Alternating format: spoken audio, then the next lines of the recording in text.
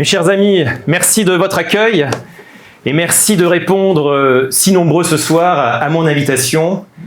Précisément nous rassembler ici, sur l'esplanade, voilà qui me semble porteur de sens et de dynamique. Face à la place de la République, sur un site chargé d'histoire, sur un espace de conquête et de reconquête, j'y reviendrai, nous voici réunis au cœur de Metz pour parler de son avenir.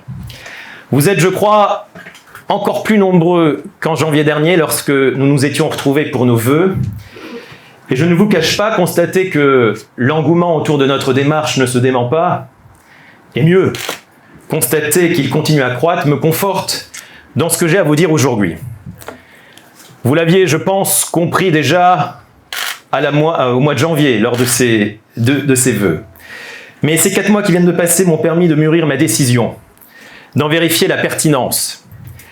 Nourri de vos contributions, nourri de vos encouragements, de nos envies partagées, cette décision est une ambition pour notre ville. Alors oui, mes chers amis, notre mouvement présentera une liste aux élections municipales de mars 2020. Et oui, je suis candidat à devenir maire de Metz.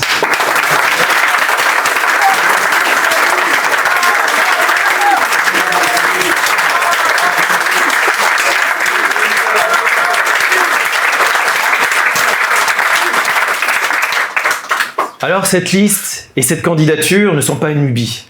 Nous ne sommes pas levés ce matin en nous disant « Tiens donc, voyons voir comment nous pourrions être utiles pour Metz. Et montons une liste. » Non, en réalité nous sommes, je crois, utiles depuis plusieurs mois et même plusieurs années. Parce que nous sommes structurés, parce que nous sommes organisés depuis un certain temps. Parce que nous avons organisé des groupes de travail, parce que nous nous ouvrons aux Messins, parce que nous avons recueilli leurs doléances et les constats qu'ils font dans une grande consultation citoyenne à laquelle près d'1 millier de Messins ont répondu, parce qu'on a cherché des solutions à leurs problèmes, parce que nous avons élaboré surtout des propositions qui permettront à Metz et sa métropole de se développer et de prospérer. Quant à moi, vous connaissez mon inaltérable passion pour cette ville et pour la chose publique. Un intérêt pour le bien commun que j'ai pu aiguiser il y a déjà une 12aine d'années, auprès de Jean-Marie Roche, auquel je pense tout particulièrement ce soir. Et puis vous savez aussi le sens des responsabilités qui m'a mis. C'est ce sens des responsabilités qui m'avait amené à accepter en 2014 la présidence de la Commission des Finances, au titre de l'opposition, parce que je croyais que c'était le bien commun. Et c'est ce même sens des responsabilités, je rajouterai appuyé sur une éthique, que je place au-dessus de tout, qui m'a amené à démissionner de cette fonction au regard d'un désaccord sur la manière au mieux désinvolte, au pire douteuse dont la majorité avait traité la vente des immeubles de la place Comédie. Alors bien sûr, je ne suis pas le seul à me passionner pour Metz, pour ma ville, pour notre ville, pour son histoire, pour son présent et surtout pour son avenir, à préparer ensemble. Je pense qu'aucun candidat ne se présentera jamais devant vous en disant « je n'aime pas Metz », mais je veux bien en être le premier magistrat. Par contre, et je crois que c'est plus rare, ma candidature ne répond à aucun plan de carrière. Je suis un universitaire épanoui et la politique n'est pas mon métier. Elle est simplement une passion et un engagement au service de notre ville. Cette candidature n'est pas non plus une candidature de plus, car elle a au contraire pour objet d'apporter quelque chose de neuf. Quelque chose que les centaines de Messins rencontrés et consultés ces derniers mois nous réclament, un vrai renouvellement. Un renouvellement du personnel politique, un renouvellement des pratiques politiques et surtout un renouvellement des idées. Et mes chers amis, nous ne sommes pas seulement les candidats de ce renouvellement réclamé, utile et intègre, nous incarnons un renouveau profond, sérieux et efficace. Alors la campagne n'a pas encore vraiment débuté. Et la dizaine de mois qui nous séparent de l'élection serviront évidemment à dévoiler des programmes, à mesurer la crédibilité des uns et des autres et à confronter des idées. Enfin, j'espère. J'espère d'ailleurs que nous quitterons rapidement la phase des incantations, les concours de posture, les luttes d'appareils, les querelles de personnes et d'investitures pour en venir à l'essentiel, c'est-à-dire à vous, à Metz et les Messins. Cela dit, je ne vous ai pas réunis ce soir pour vous annoncer ce que vous imaginiez comme probable et qui devient aujourd'hui certain. Je vais donc évoquer devant vous maintenant le fruit du travail qui est le nôtre depuis plusieurs années. Et je vais même vous dévoiler les 3 priorités de notre projet. Un projet collectif, un projet porté par toute une équipe, et j'adresse à cette équipe tous mes remerciements pour leur travail, pour leur motivation, et leur dire qu'ils ont encore 9 mois devant eux de travail et d'énergie à déployer au service des Messins. Ces 3 priorités m'amènent à dire, dans un premier temps, que je souhaite être le maire qui restaure et qui assure le rayonnement de Metz. Notre cité est le produit d'une histoire si riche, si singulière. Nous devons la hisser à la hauteur de cet héritage. Et vous me permettrez de reprendre une phrase de mon livre, peut-être que certains ont en tête. Metz est une ville extraordinaire, mais gérée comme une ville ordinaire. Metz est une ville si singulière, mais en voie de banalisation. Mes chers amis, une ville qui a été le berceau des Carolingiens, qui était la capitale des 3 évêchés, qui a disposé de sa propre république, ne peut accepter sans réagir de perdre un nombre si important de centres de décision, comme hélas, ce fut le cas ces dernières années. Metz ne peut accepter d'être une annexe universitaire de Nancy. Ou alors, Metz n'aura de métropole que le statut et le nom. Metz, enfin, doit affirmer sa vocation européenne et non pointer du doigt notre voisin, et je rajouterai notre ami luxembourgeois. Car la position géographique et donc stratégique de Metz a depuis des siècles fait sa richesse, notamment de son centre-ville, qui aujourd'hui se meurt. Centre-ville appartient à tout le monde, pas seulement à celles et ceux qui y vivent, mais aussi à celles et ceux qui travaillent, qui viennent s'y promener, qui font leurs courses, habitants des quartiers ou visiteurs extérieurs. Alors oui, disons-le franchement, le centre-ville de Metz se meurt et la majorité municipale actuelle regarde ailleurs. Nous ferons de la reconquête du centre-ville un des objectifs prioritaires du prochain mandat à travers une opération que nous appellerons Metz Grand Centre. Une opération d'envergure que nous détaillerons durant cette campagne et qui traitera aussi bien de logement, de stationnement, de déplacement, d'animation urbaine et d'investissement. Mais parce qu'il faut un signal fort, parce qu'il faut montrer que nous faisons de la reconquête du centre-ville un objectif majeur, je propose qu'un plan d'investissement ambitieux pour la rénovation et l'extension du marché couvert soit porté, notamment pour sa cour devenue déserte. La cathédrale est un joyau, c'est un repère, c'est notre bien commun. L'embellissement et le développement de ce secteur rejailliront sur toute la ville. Voici, mes chers amis, un exemple parmi tout ce que nous projetons pour le rayonnement de notre ville et de sa métropole. Un Metz au grand centre, un Metz au grand cœur.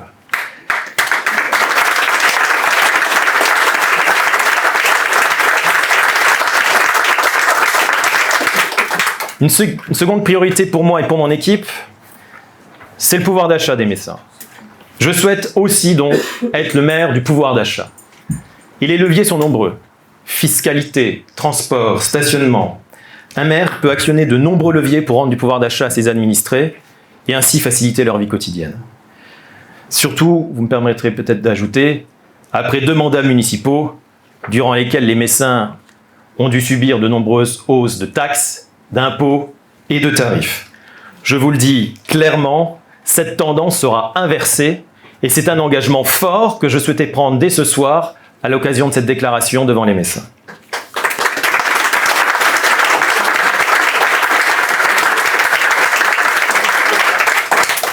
Par exemple, sur un sujet dont chacun mesure bien l'importance pour notre avenir, je parle de l'écologie, de la transition écologique. Et vous dire que nous, à l'écologie punitive, nous préférons l'écologie incitative. Et c'est pour ça que dès 2020, nous aiderons les propriétaires qui entreprennent l'isolation thermique et énergétique de leur logement par une exonération de leur taxe foncière. Voici une mesure concrète qui, je crois, permettra de répondre à cette urgence écologique, mais qui n'est ni un dogme, ni un affichage. Nous demanderons aussi à l'opérateur des transports en commun de la métropole de revoir sa politique tarifaire, pour qu'aucun trajet ne coûte plus d'1 euro aux usagers des bus. Et puis le stationnement. Le stationnement. Permettez-moi peut-être aussi d'ajouter que sur ce sujet, certains feraient mieux de présenter leurs excuses plutôt que leur bilan.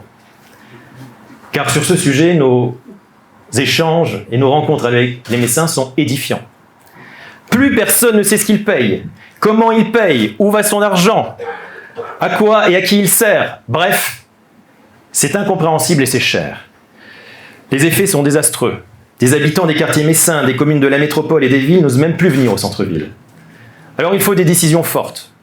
Et parmi ces décisions, je propose que la municipalité reprenne en main la gestion du stationnement au cours du mandat, évidemment dans le respect des contrats en cours et des échéances, mais je crois qu'il faut affirmer ce choix politique très fort. Le but est de baisser les tarifs et de les rendre compréhensibles à tous, et d'abord pour les Messins. Par ailleurs, une nouvelle grille tarifaire du stationnement résidentiel sera proposée, tout simplement pour amener Metz dans la moyenne tarifaire des villes comparables et non pas parmi les villes les plus chères, comme c'est le cas actuellement. Voilà, mes chers amis, nous prendrons donc des décisions qui pèseront réellement sur le pouvoir d'achat des Messins. Ces mesures rendront la ville plus accueillante pour ses habitants et plus attractive pour celles et ceux qui veulent s'y installer. Mais une ville accueillante, une ville attractive, c'est aussi, je dirais même surtout, une ville sûre. Et c'est la troisième priorité. Je serai le maire d'une ville apaisée. Ne comptez pas sur moi pour entrer en campagne tel un shérif qui poserait à côté de policiers surarmés, mais ne comptez pas non plus sur moi pour tomber dans l'angélisme et céder au fatalisme qui tient lieu de zone de confort à l'actuelle majorité. Oui, nous sommes confrontés à de réels problèmes d'insécurité. Et il nous faut les résoudre. Mais nous ne les résoudrons pas en criant et en sautant sur Chassaigne, en se disant insécurité, insécurité, insécurité, à chaque fait divers en agitant les peurs. Les Messins, tous les Messins, dans tous les quartiers, ont besoin de vivre en paix. Les touristes et les visiteurs, lorsqu'ils viennent dans notre ville, ont besoin de se sentir protégés. À notre échelle, dans nos quartiers, aux côtés d'un État efficace, nous pouvons contribuer à résoudre ce réel problème d'insécurité. Et c'est pourquoi, sous l'autorité d'un professionnel de la sécurité, général de gendarmerie et fortement impliqué déjà dans la vie de la cité, nous ferons de la police municipale une véritable police de proximité, capable d'intervenir dans les zones sensibles et aux heures critiques. Elle sera donc déployée dans tous les quartiers, où elle sera visible et opérationnelle. Alors il faut là aussi une mesure forte. Et dans cette logique, je propose que 5 postes de police municipale soient créés, dont un en plein cœur du centre piétonnier de Metz. Mes chers amis, nous disons par cette mesure que nous faisons de la sécurité la priorité des Messins, mais sans dogme, sans effet d'affichage, mais avec un réel souci d'être efficace et opérationnel.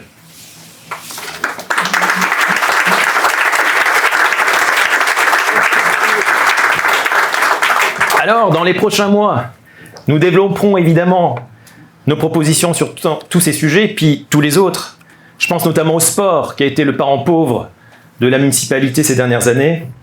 Mais soyez certains que nous serons pour notre cité et pour Metz des agitateurs d'idées, force de proposition, responsables, déterminés et proches des citoyens, toujours proches des citoyens. J'ai la faiblesse de penser ce soir que ce que je viens de vous dévoiler nous place d'ores et déjà sur le terrain constructif et fécond des propositions et des idées. Et c'est en ce sens que notre démarche continuera. Et permettez-moi d'ajouter que cette campagne et cette pré-campagne en manquaient cruellement. Proposer, rassembler, débattre, fédérer, imaginer, mettre en œuvre, c'est la vocation de notre mouvement. Chers amis, nous sommes prêts. Prêts à conquérir, prêts à servir, prêts à agir. Et il ne suffit pas de se mettre en marche. Il faut agir. Agir ensemble pour la métropole. Agir ensemble pour les quartiers. Agir ensemble pour les associations. Et agir avec et pour les Messins. Alors je terminerai en disant que j'ai besoin de vous. J'ai besoin de votre énergie. J'ai besoin de votre enthousiasme. J'ai besoin de vous pour faire partager à tous et aux Messins cette certaine idée de Metz que nous avons en commun et qui nous réunit ce soir. Vive Metz en grand, vive Metz en avant et vive Metz ensemble. Je vous remercie.